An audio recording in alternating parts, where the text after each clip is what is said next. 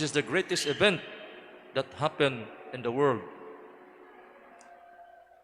God so loved the world that He gave His only Son, Jesus Christ, to be offered as a living sacrifice so that we could once and for all be reconciled with Him. Because of sin, our relationship with God was cut off, but the birth of Christ restored us back to God. Our relationship with the Father was reconnected, was restored back to God. And our God comes to us as a human being, needful, vulnerable, and open to suffering because He loves us. All of this our God becomes because He wants us to love Him in return. No doubt there are easier ways He could have done this, but our God does not want cheap grace or a superficial love. He gives and expects the real thing. In the letter to the Hebrews, we proclaim some powerful words. In times past, God spoke in fragmentary and varied ways. In this final age, He had spoken to us through His Son, whom He has made heir of all things, and through whom He first created the universe. As we gather at the Lord's table this Christmas day, we need to ask, what are the words spoken to us? What is the message of the Word made flesh? The prophet Isaiah offers us a clear insight. How beautiful upon the mountains are the feet of Him who brings glad tidings, announcing peace, bearing good news, announcing salvation, and saying to Zion, your God is King. This child speaks to us of the things that are for our salvation and peace. Today is a day of good news. The day of grace has dawned. True healing is ours. Our God comes to us dressed in the swaddling clothes of our human condition. This child, Jesus, is God's only begotten Son, the glory of the Father, the real light which gives light to everyone. This is who has come into the world. This is the light that shines on in darkness, and the darkness did not overcome it. Jesus says, I am the light of the world.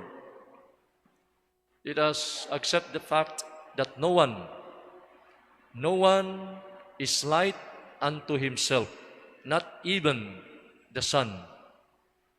The reality is that Christ alone is the light.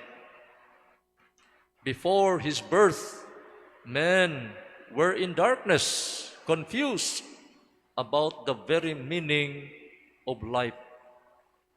There are many questions left unanswered before the birth of Christ. But the moment that the Father sends His Son into the world, our minds were open. Our life becomes meaningful, wonderful, and beautiful. God sends His light into the world to dispel darkness. John came to testify to the light so that all might believe through him. John was not the light, but came to testify to the light, the true light which enlightens everyone, was coming into the world. And Jesus also is the Word made flesh. Jesus is the Word of God who existed before the creation of the universe, yet He was born among us in time. God is living in eternity. But the moment that the appointed time has come, God sent His Son to save us. He was born in time.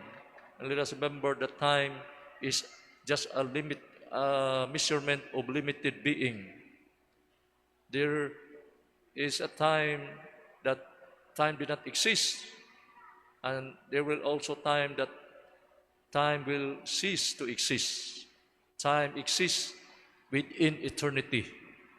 And this is the time where Christ is sent to us by the Father as a gift for us.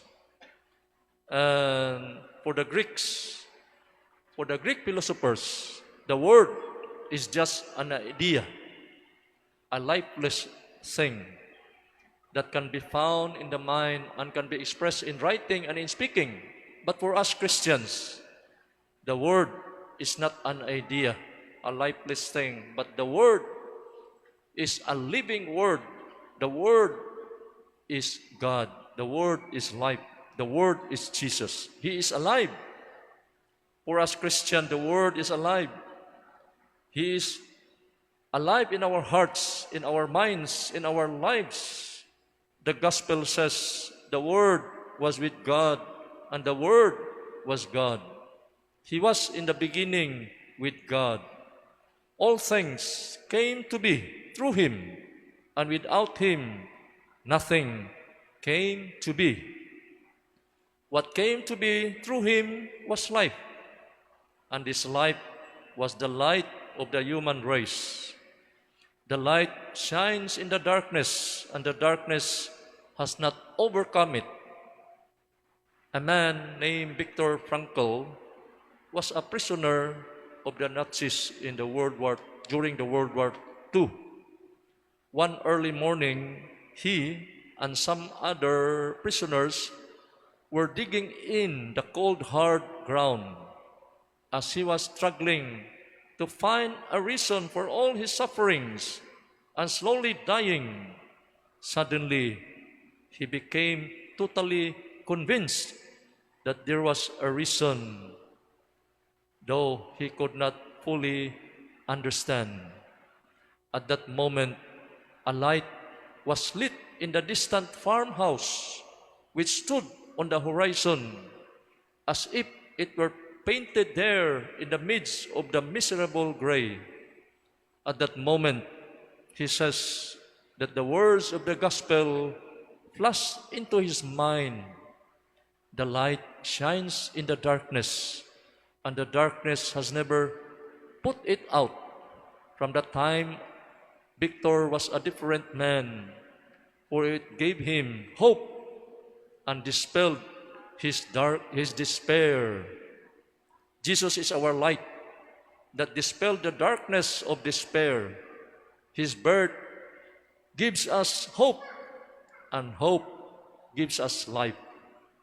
Jesus is our hope. Jesus is our life. Jesus is our salvation. Let us give Jesus a big hand, because He is our life, our hope, our salvation. May our Christmas be filled with laughter, with hope, with life, with love, and cherished memories. Happy holidays, season's greetings, and best wishes for a wonderful Christmas and a happy New Year. May this festive season sparkle and shine. May all of our wishes and dreams come true, and may we feel this happiness all year round. Merry Christmas to one and all. Please stand. Let us profess our faith together.